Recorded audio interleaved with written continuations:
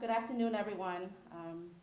Again, I would like to emphasize, it's a small space. If you can just social distance, that would be great. Yes. My name is Bora CHIEMRUOM. I am the Executive Director of LTC. On behalf of the board and staff who are here today, welcome. I'm grateful to all of you for being here today. Thank you, Councillor Nguyen, for your coordination in bringing all of us together. Thank you to all of the city officials and elected officials for making the time to be here. Senator, we thank you for your leadership and so deeply honored to have you here to stand in solidarity with Asians across Lowell, the Commonwealth, and this country. I'm so proud and so glad that I work for an organization that stands against all hate in all forms.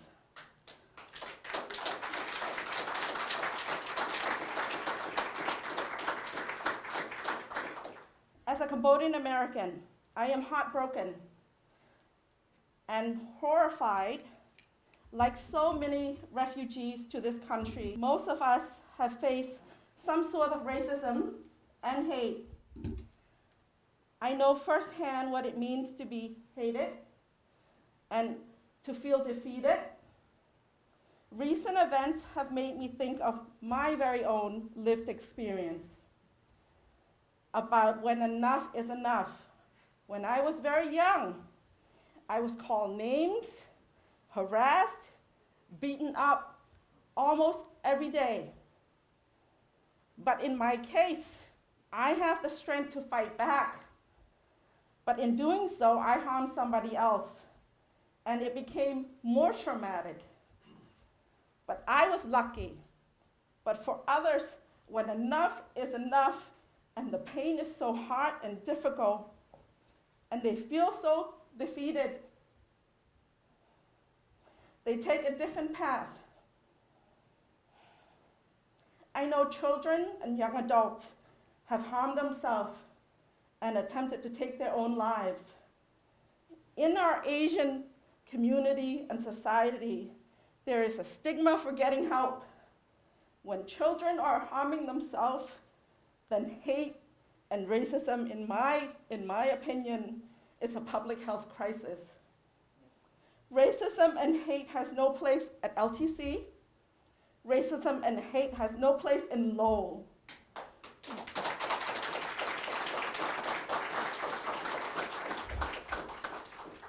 Racism and hate should not have a place in this beautiful country. Senator, we thank you for your leadership. I'm so honored to have you here. So what do we do next? How can we come together and eradicate hate and support one another? Well, for LTC, we have this amazing platform that can bring together to have conversation, to see each other. I see you, I see all of you. To share our own lived experience where we do not hurt somebody else because we are defending ourselves. Join us next Thursday for our series of panel discussions with diverse groups of community members from different religious, ethnic, and cultural backgrounds across Lowell. Let's work together to protect one another. Senator, your presence here today is deep and powerful and significant to our Asian community, especially our Cambodian American community in Lowell. I thank you, I appreciate you. Thank you, Senator. Wow. Wow. Wow. Thank you so much for your incredibly powerful words, heartfelt words, personal words, your own life story that you bring here today. And it's the life story of so many other people in Lowell, in our country as well, especially at this time. Racism is a public health crisis in the United States right now. And we just have to admit it and deal with it as the public health crisis which it is. I can't thank you enough for inviting me here today. I know we're joined by Vesna. Thank you for helping to organize this today. Thank you, Vesna. Roddy Mom, are you here, Roddy? Thank you thank you, Roddy, for your great work. Mayor John Leahy is here. Thank you, Mr. Mayor. Councilor Rodney Elliott is here. Thank you so much for joining us. Councilor John Drinkwater is here. Thank you so much. And former Councilor Rithi, are you here, Rithi? Right here, over here, beautiful. Thank you for joining us. And our great District Attorney, Marian RYAN, has joined us, who is on the forefront every day of ensuring that there is equal protection of the law, which is given to everyone in Lowell and everyone in Middlesex County, but the best example for the whole country as well. So I thank you so much. I am greatly honored to be with so many of you today. Thank you, Bora. Thank you for hosting all of us here today at LTC. We're here because of a centuries-old problem in our country that has twisted itself into an ugly new form. Discrimination against Asians and Asian Americans from COVID-19 misinformation. The national group Stop AAPI Hate reports almost 3,800 incidences of hate against the Asian community between March 19th of last year and February 28th of this year. 96 of those incidences were here in Massachusetts. That means at least 96 times in our Commonwealth, a neighbor, a friend, or a co-worker felt unsafe in our community. That is an alarming crisis that deserves all of our attention because it is nothing new. It has been nearly 140 years since the passage of the Chinese Exclusion Act. And we are still wrongfully blaming and discriminating against Chinese and Asian Americans in this country that we call home.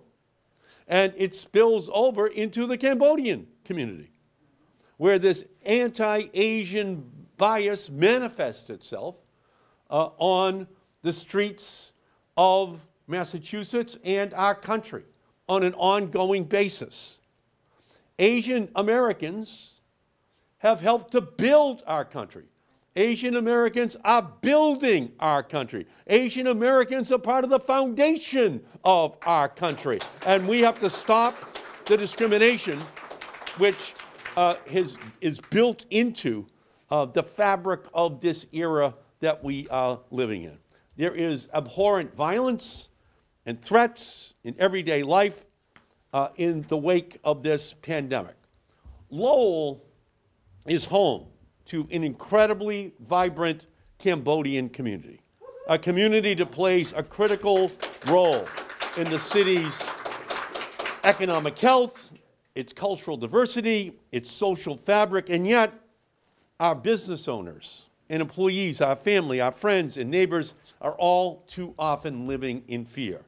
That struggle that we are in right now is not simply a struggle for racial justice, justice for those who suffer because of the color of one's skin, the shape of one's eyes, the kink of one's hair. It is a struggle to prove that we can live and we can prosper in a multiracial democracy in the United States of America. The slogan of the United States is E pluribus unum, out of many, one. Our strength is not our homogeneity, it is our heterogeneity. It is that we all come from a different place to the shores of our country, but we all then live together and work together as Americans to continue this as the greatest country in the history of the planet. The founders of this nation, white men, wrote a promissory note for the blessings of liberty that our democracy is built upon. We're still forming that more perfect union. We can see this fight going on right here in Lowell and in Atlanta, where they are still healing from those horrific murders just 2 weeks ago. I'm proud to stand shoulder to shoulder with the Asian community, with our Cambodian community here in Lowell, both when this discrimination began last year and in response to this repulsive violence in the last few months. Last week, I was proud to co-sponsor the COVID-19 Hate Crimes Act, which requires the Attorney General of the United States to designate a person whose sole responsibility is to ensure that attention is paid to this issue. And it will expedite review of COVID-19 hate crimes and report them. And it also requires the Attorney General to issue culturally competent guidance to state and local law enforcement. And I've also proudly joined with my colleagues, including Congresswoman Trahan, on resolutions condemning the horrific shootings in Atlanta 2 weeks ago, and the anti-Asian sentiment stemming from the horrific misinformation and smear campaigns around COVID-19. And I'm grateful that the Biden administration has taken action to protect the Asian community, including Monday's announcement. Here's what it'll do. Number one, reestablish the White House initiative on Asian Americans and Pacific Islanders with an initial emphasis on ending anti-Asian bias and violence. Two, increase funding for AAPI survivors of domestic violence and sexual assault. Establish multiple cross-agency task force to address coronavirus-fueled xenophobia against Asian Americans, and fund National Science Foundation research on discrimination and xenophobia in the United States of America right now. And so, from my perspective, we need to make sure that every single person feels safe in their community. We were just over at the Lowell Community Health Center. Because of the legislation we just passed, it's getting $5.3 million additional dollars to take care of the health care of the people in Lowell. That's on top of their budget for this year. And why? Because at the Community Health Center, everyone feels safe walking in. Everyone knows that they can trust their children, their family members, to the Community Health Center. They can believe what they're saying, that they care for them. We're giving $18 million additional dollars to the Community Action Center here, so that they can as well provide low-income heating assistance, provide housing assistance, provide food assistance. We're also providing $70 million additional dollars to the mayor and to the city government so that they will have this revenue to be able to distribute throughout this great community, to do so in a way which brings the community together and not divide it on racial and ethnic lines. So we passed, in this legislation, every child in Lowell will receive a $3,600 check if they're under the age of 6. If they're under the age of 17, a $3,000 check. Every resident will receive a $1,400 check. We are going to make sure that everyone gets the help they need. And it's going to be colorblind, race blind, because these are the people who make America great today. And it is time to say that America should do for those citizens what those citizens have been doing for America. That is where we are in our country right now. So our country is still on a pathway to build a more perfect union. But we're far from having completed that journey.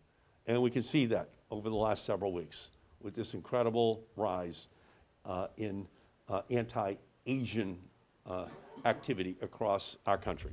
But all I can say to you is this, that you can't beg for your rights. You have to fight for them. And that's what I see here today. I see people standing up and ready to fight. And it's not just the Asian community, but it's the African American community, it's the Latinx community, it's all communities that feel that they can be stigmatized just because they are not the same color or the same religion or the same country of origin of those who may have been here just maybe a little bit longer. But ultimately, we all came here as immigrants in our country. And so from my perspective, it is absolutely imperative that we stand up now for the Asian American community. They are making our country greater and greater every day that they're here. And it's up to us to make sure they get the protections which they need. And what I would like to do is just right now introduce Ani VONG and ask if, come on up and ask if you would like to say a few words, please.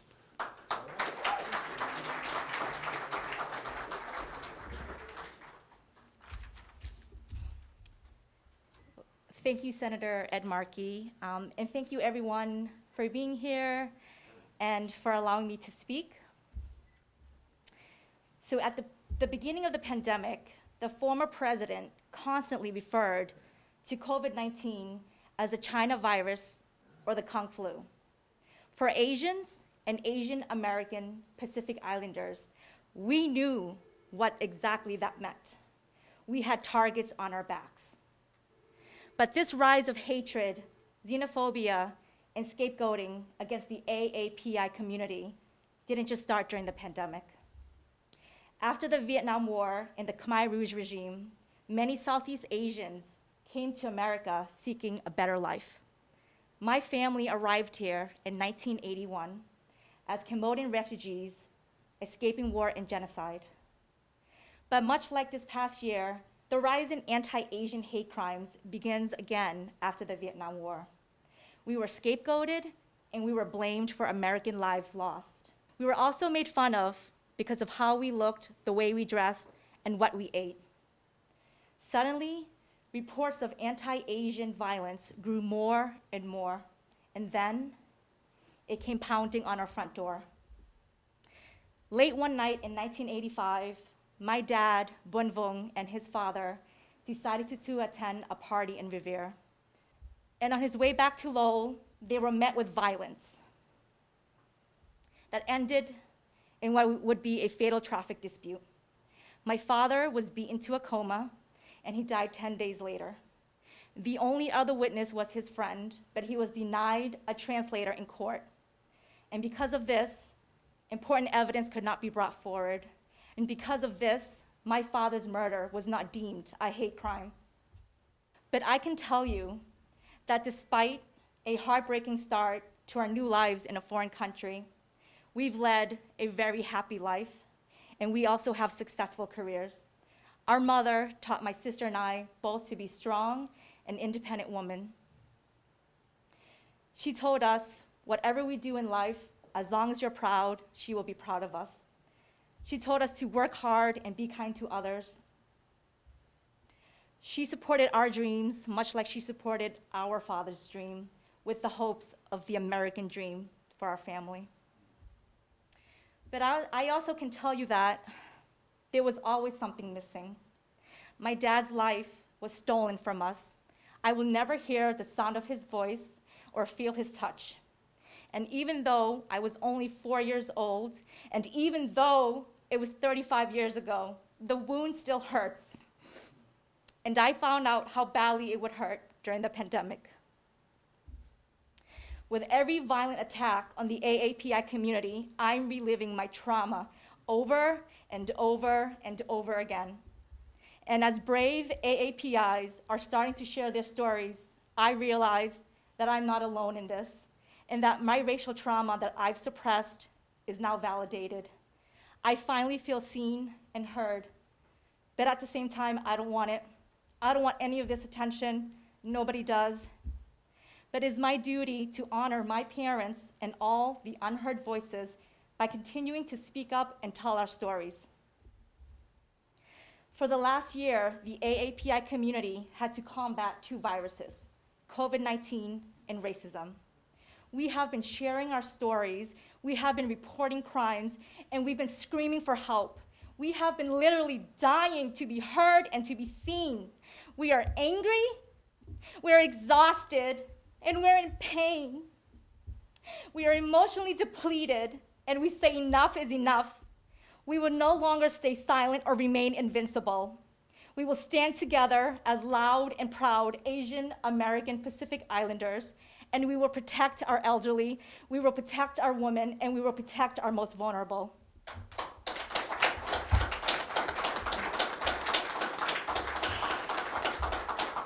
Thank you. We have been your neighbor. We have been your friend, your colleague, and your local small business owner. I am standing in front of all of you, asking you to stand with us, to uplift us, to amplify our voices. We are Americans too, and we belong here. This is our home. Now is the time for all communities to come together across the country and around the world in solidarity to fight our one common cause. We must continue to do the work to spread awareness, and we must continue to do the work to dismantle white supremacy. None of us are free until we're all free.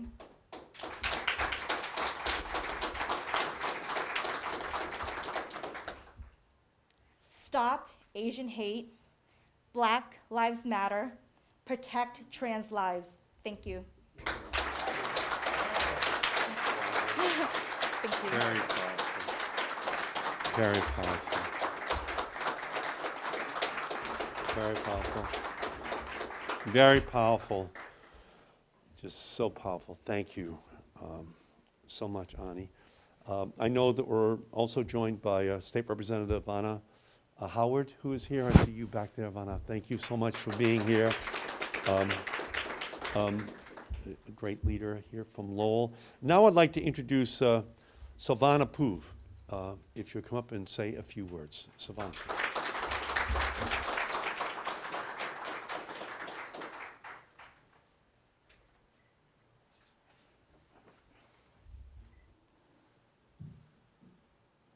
Andy, thank you so much for your powerful words. Please give another round of applause.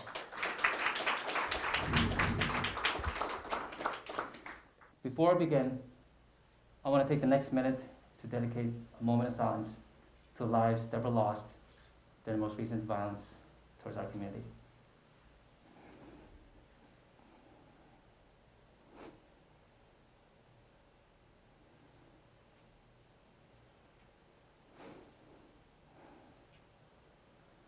Thank you. Who am I? I'm not just the director of the Cambodian Mutual Assistance Association. I'm a refugee. I arrived in Chicago, and now I consider Lowell as my home. I am not a Lowellian, I am a Lowellian. I live and work here. I raise my family here. My children will be going to the public school systems here. Senator Ed Markey brought up some good historical points. He talked about the history of Asian Americans and the impact that we have on the birth of this country. When the photos of individuals that worked on the Transcontinental Railroad was shown, where were the Chinese workers in that photo? Chinese folks were lynched because they were feared by other people in the country. The Chinese Exclusion Act came about because of fear. The Japanese internment camp took place because of fear. When I was going to the Rogers School in Lowell, and I will say a bad word, but I'm going to say it proudly. Kids, my classmates, called me gooks multiple times, riding in the back of the bus. What do you do when you're an 8-year-old kid and your classmates that you thought were your friends were calling you a word repeatedly, repeatedly, repeatedly? This is all derived from fear, which creates hate, which is what has been happening since the birth of our country. Not just towards Asian Americans, but people of color, indigenous people from all over this world. Now, how do you fight this hate? Well, first of all, as all of us Lowellians, we need to declare racism is a public health crisis.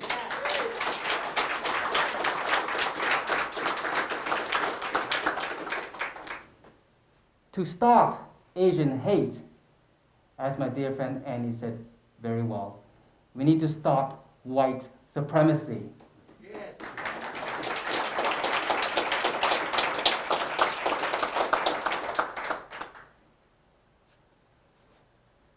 This conference, this gathering, thank you, Councilor Vezano, for putting this together, is again not just about the Asian Americans in this country. It's about all persons of color from all different backgrounds.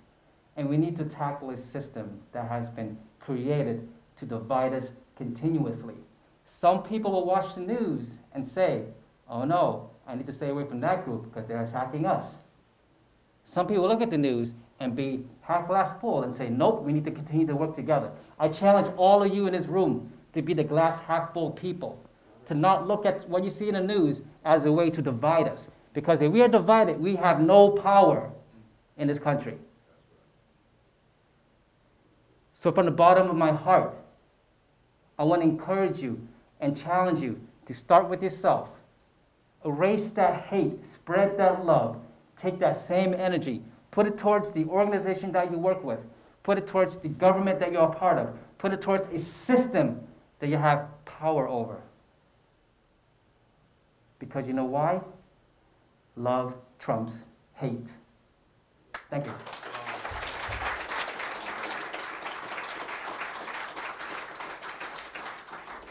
Wow, Sovanna, thank you so much. Your words are just so powerful, and your message, I think, is one that has to echo throughout Lowell and throughout Massachusetts and throughout our country. So we thank you, and Ani, thank you for your powerful, powerful words. And we are joined here by our great district attorney, who works every day to, make sure that justice is meted out in a non-biased way in Middlesex County. And I would just like to ask Marian RYAN if you'd like to come up and just speak for a few minutes about what you're doing to fight. Thank you, Senator. I'm truly sad to be here today. To be here as we have been so many times in the last few months. To talk about hate and the violence that follows it. But I'm proud to be here with Senator Markey. How fortunate are we to have him here, because where you put your feet is where you stand. When we talk about that Chinese exclusion law, till today in 2021, the only statute ever passed by the United States Congress that targeted one particular group. That is nothing to be proud of. And when we're talking about that, we are talking about people in this room. We think this is someplace else, but this is directed at the people we all know, the people we all serve with. And so what do we do about that? We call it what it is. And we realize that when these things happen, they don't just harm the person they're directed at, they harm the community. We are all diminished by hate. And that's why I'm asking you today to think about a few things that you can actually do right now. One of which is to support legislation that I've joined with the Attorney General on to fix our hate crime statutes so that when something is hate crime, we call it a hate crime. And for the very first time, that statute will make violence against women, over half the population, a hate crime. You can support that legislation. Reach out to your delegation. Talk to them about that statute. You can think about another change, which is right now, if I go to your house and I write on the front door of your house the terrible kinds of slurs that you just heard about, if I put them where your children can see them, and you don't own the property that I wrote on because you rent or because it's on the fence across the street, that is not a hate crime right now. We filed a bill this session that would fix that.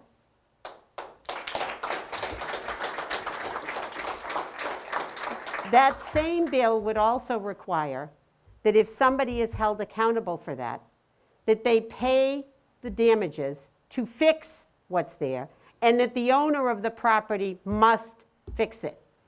He cannot just take those funds. He must paint over, remove it, so your children don't see it every day.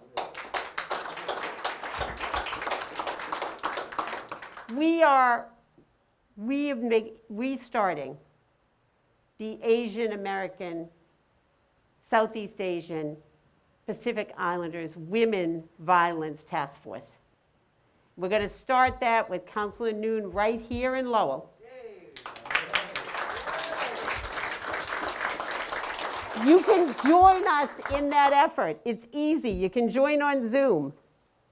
But learn the kinds of violence. Senator Markey referenced the 90+ incidents that have happened in Massachusetts. Over 60 of those have happened here in Middlesex County. This isn't happening far away. And finally, I'm asking you to do something that's hard, and that is to be brave, to be good allies, because many, many of these incidents go unreported. We need people to tell us about what's happening. We need to be able to do education, to hold people accountable, and we cannot do it without your cooperation. So those are very practical things that everybody in this room can be doing to make clear what we have said here in Middlesex County is we will not tolerate hate. We will not tolerate crimes based on bias. And when they happen, we will say that is what it is, and we will hold people accountable for that. So thank you. Thank you, Senator. So thank you, our great district attorney, and thank all of you for being here. In World War II, 3 countries declared war against the United States: Japan and Germany and Italy, the Axis. But in the war, as it was conducted, did they put German Americans in concentration camps? No, they did not. Did they put Italian Americans in internment camps? No, they did not. Did they put Japanese Americans in internment camps? Yes, they did. They did not question the patriotism of Italians or Germans, even though their parents came from 2 countries who had declared war against us. But Japan, they did. And that, what is that? That's racism. That's bias. That's anti-Asian bias in the recent history of the United States that affected your community. And it continues to this day. So our job just has to be to root it out, to fight it every single day, to make sure that there is no discrimination, and that your children and your grandchildren have to look to the history books to find that there ever was such a day when there was anti-Asian bias in our country. I stand with you in this fight to write a new history for our country. Thank you all so much.